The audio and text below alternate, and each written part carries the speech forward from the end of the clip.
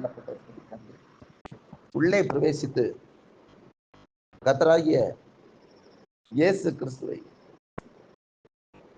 இயேசுவின் சரீரத்தை காணாமல் அதை குறித்து மிகுந்த கலக்கம் அடைந்திருக்கையில் பிரகாசமுள்ள வஸ்திரம் தரித்த 2 பேர் அவர்கள் அருகே நின்றார்கள். கர்த்தருக்கு மகிமை உண்டாகட்டும். அந்த 2 தூதர்களும் அந்த ஸ்திரீகளை பார்த்து சொல்லுகிறார்கள்.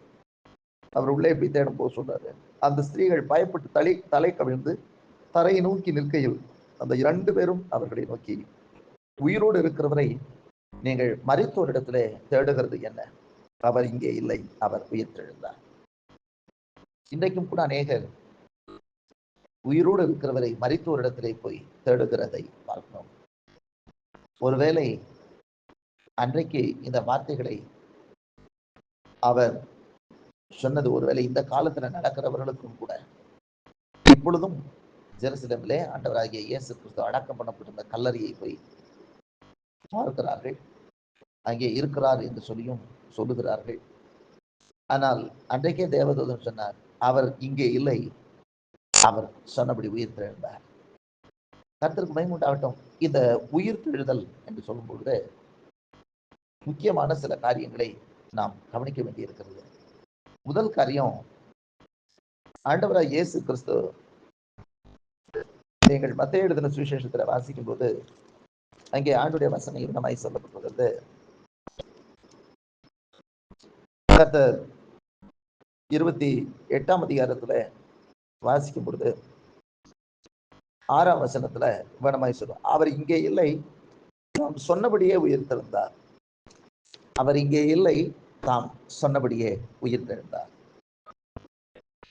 அங்கே தேடி போயிருந்த சீஷரிடத்துல சொல்லப்பட்டிருந்த வார்த்தையில மத்தேயுவிலே இவ்விதமாய் எழுதப்பட்டிருக்கிறது, அவருடைய உயிர்த்தெழுதல் அவர் என்ன சொன்னாரோ அந்த சொன்னபடியே அது நிறைவேறுகிறது.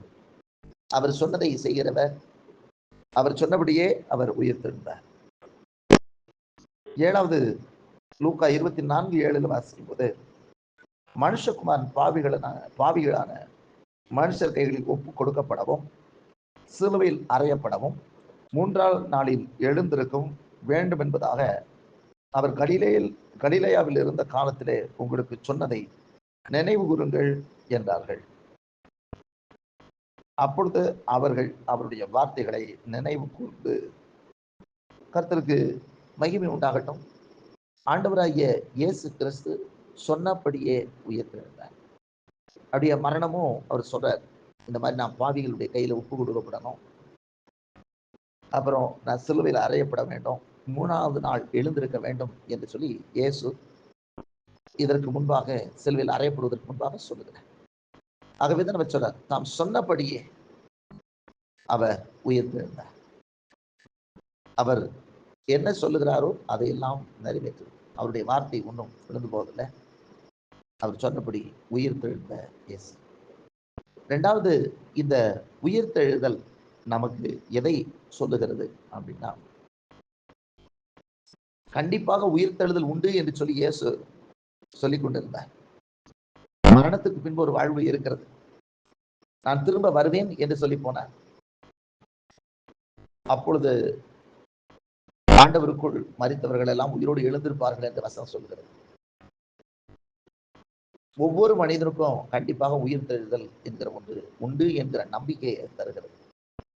இந்த உலகத்தின் வாழ்க்கையோடு நம்முடைய வாழ்க்கை முடிந்து போவதில்லை, இதற்கு பின்பு ஒரு மிகப்பெரிய ஒரு வாழ்க்கை வாழப்போகிறோம் என்கிற நம்பிக்கையை இந்த உயிர்த்தெழுதல் நமக்கு தருகிறது. இயேசு உயிரோடு எழுந்தது போல நாமும் ஒரு நாள் எழுந்திருக்க போகிறோம். இந்த உலகத்தின் வாழ்க்கை கண்டிப்பாக ஒவ்வொருவருக்கும் ஒரு நாள் முடிந்த பின்பு இயேசு திரும்ப வரும் பொழுது அத்தனை பேரும் உயிரோடு எழுந்திருக்க வேண்டிய அவசியமாக இருக்கிறது. ஆகவே இயேசு மரித்தோரிலிருந்து உயிரோடு எழுந்தார் என்று விசுவாசிக்கிறோமே, அவரை விசுவாசிக்கிற நமக்கும் அப்படியே எண்ணப்படும் என்று சொல்லி வாசிச்சோம். அந்தபடி உயிர்த்தெழுதலை குறித்த நம்பிக்கையை இந்த உயிர்த்தெழுதல் நமக்கு ஏற்படுத்துகிறது. ஆகவே உயிர்த்தெழுதல் உண்டு என்கிற ஒன்றை அவர் உயிர் செய்தார். ஆகவேதான் அப்போஸ்தலர் நடவடிக்கைகளை வாசிங்கன்னா 1ஆம் அதிகாரத்துல அது நீங்க வாசிக்கும் போது இயேசு தன்னை உயிரோடு இருக்கிறவராக அவர்களுக்கு காண்பித்தார். தம்மை உயிரோடு இருக்கிறதாக அவர்களுக்கு காண்பித்தார். அப்போ கிறிஸ்துவ வாழ்க்கையினுடைய மிக மிகப்பெரிய ஒரு அடிப்படை நம்பிக்கை என்னன்னா, மரணத்திற்கு பின்பு ஒரு வாழ்க்கை உண்டு என்பதுதான். அந்த நம்பிக்கையை, மரணத்திற்கு பின்பு உயிரோடு எழுந்தக்கூடிய ஒரு நம்பிக்கை உள்ள ஒரு வாழ்க்கையை ஆண்டவர் இங்கே காண்பிக்கிறதை நாம் பார்க்கிறோம். அந்த உயிர்த்தெழுதலில் இயேசு உயிர்த்தெழுதலை பற்றி நிறைய காரியங்களை அவர் ஊழியம் செய்த நாட்களிலே சொல்லியிருக்கிறார். என்னை விசுவாசிக்கிறவன் மரித்தாலும் பிழைப்பான், மரியாமலும் இருப்பான். என் மாம்சத்தை புசித்து என் ரத்தத்தை பானம் பண்ணுகிறவனுக்கு ஜீவன் உண்டு, கடைசி நாட்களே அவனை எழுப்புவேன். இப்படியெல்லாம் ஆண்டவர் நமக்கு நிறைய உயிர்த்தெழுதல் குறித்த நம்பிக்கைக்குரிய வார்த்தைகளை நமக்கு ஏற்கனவே சொல்லியிருக்கிறார். ஆகவே அந்த நம்பிக்கையை உறுதி செய்கிறதை நாம் பார்க்க முடிகிறது. அதே போல இந்த உயிர்த்தெழுதல் என்று சொல்லும் பொழுது நிறைய பேர் மறிச்சதோட முடிஞ்சு போயிடலாம். இந்த உலகத்துல பாத்தீங்கன்னு சொன்னா அந்த வழக்குகள் எல்லாம் ஒரு ஆள் மறிச்ச உடனே அதோட முடிஞ்சு போயிடும். ஆனால் ஆண்டவராகிய இயேசு கிறிஸ்துவினுடைய காரியங்களில் அப்படி அல்ல. இங்கு உயிர்த்தெழுதலுக்கு அப்போ எல்லாரும் ஒரு நாள் உயிரோட எந்திரிக்கணும் அப்படின்னு. ஆகவேதான் எபிரேயர்ல சொல்லப்படுது, மனுஷன் வந்து ஒரு முறை மறிப்பதும் அதற்கு பின்பு நியாய தீர்ப்படைவதும் என்று சொல்லி. அப்படின்னா நம்ம நினைப்போம் கிறிஸ்துவுக்குள்ள மரித்தவங்க மட்டும்தானே உயிரோட எந்திரிக்கணும். இல்ல, மரித்தோரையும் உயிரோடு இருக்கிறவரையும் நியாயத்திற்க வருவார் அப்படின்னு போட்டு வேதம் சொல்லுகிறது. எல்லாரையும் சமுத்திரம் தண்ணில் உள்ளவர்களை எல்லாம் ஒப்புவிக்கணும்.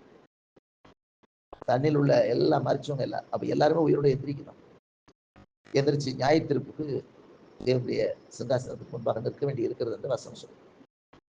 ஆகவே பாவத்திலே வாழ்ந்து கொண்டிருக்கிறவர்களும் அந்த நாளுக்கு கண்டிப்பாக பயப்பட வேண்டி இருக்கிறது. இந்த உலகத்தின் வாழ்க்கையில அப்படியே பாவத்தோடு மறித்து அப்படியே வாழ்க்கையை முடிச்சுட்டா முடிஞ்சு போச்சு அப்படின்னு இல்லை. பாவிகள் பரிசுத்தவான்கள் எல்லாரும் எந்திரிக்க வேண்டியிருக்கிறார். ஆகவே உயிர்த்தெழுதல் என்கிற ஒன்று உண்டு என்பதை உறுதி செய்யும்படியாக ஆண்டவராகிய இயேசு கிறிஸ்து நமக்காக மரித்தார், உயிரோடு எழுந்தார். ஆண்டவராகிய இயேசு கிறிஸ்து அவருடைய உயிர்த்தெழுதல் அதன் மூலமாக நாம் அறிந்து கொள்ள வேண்டியது, முதல்ல அவர் சொன்னதை நிறைவேற்றினார்.